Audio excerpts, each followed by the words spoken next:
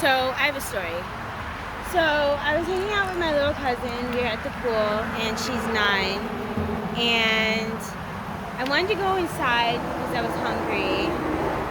And I told her 5 more minutes. And she told me, okay, that was fine.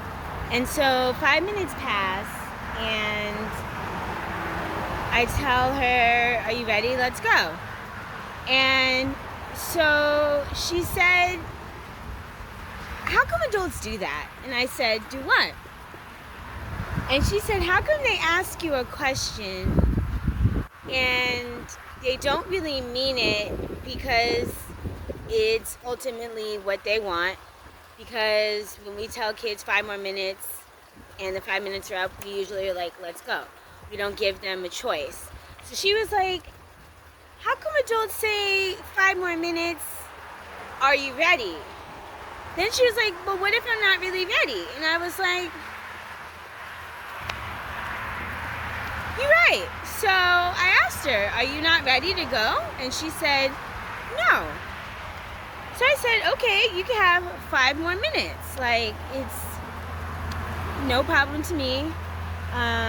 It's called compromise. I don't mind compromising. And so after that, she swam for 5 more minutes, and then we got out the pool, and then she was like, why are you so kind? And it made me think back to her question about adults and why when we give them a choice, we really don't mean it. And the question, why am I so kind, came out of that whole scenario. And it made me think, like, are what we doing to kids really hurtful? Like, we can't give them an option and not really mean it. So I know we're not supposed to compromise the children because we have to be the adult, but there's a point where setting the example needs to be overriding us always wanting to control children, because children cannot learn how to be an efficient adult, how they need to be, if we're controlling their every move and telling them one thing, really meaning another. So if I really didn't want to wait the extra 5 minutes, I would have told her, no, like, I'm ready to go, let's go. But I didn't mind. So I feel like I set an example for her that not all adults are going to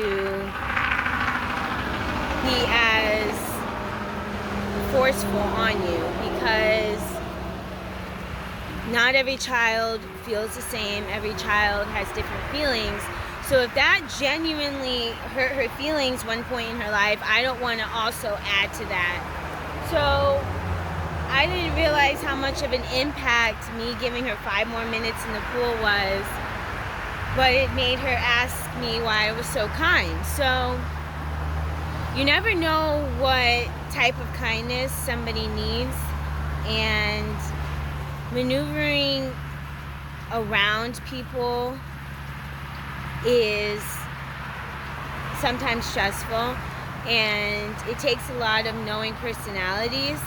So if I had to give her that little bit of leniency, 5 more minutes in the pool, that's something she's probably never had, and I felt grateful being able to give it to her and show her a different side of adults that is not always so critical and so controlling. Because yes, kids need structure and control, but they also need a little bit of freedom to learn who they are, what they like, what they don't like, how they need to be treated.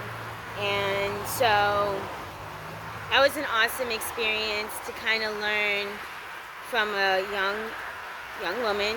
She's going to be a woman one day, about how she wants to be treated. If she is asking for respect, I'm going to give it to her. And I felt like since she asked for 5 more minutes in the pool and I didn't mind, that I could give that to her. So I guess the message of this story is compromising with children and people who, I guess sometimes you feel like you need to be so controlling towards. Sometimes people just need a little bit of freedom to come into who they are. And if you're that source, try to be that source. You know, you never know how you could change somebody's whole dynamic of thinking. So, small story. Take care.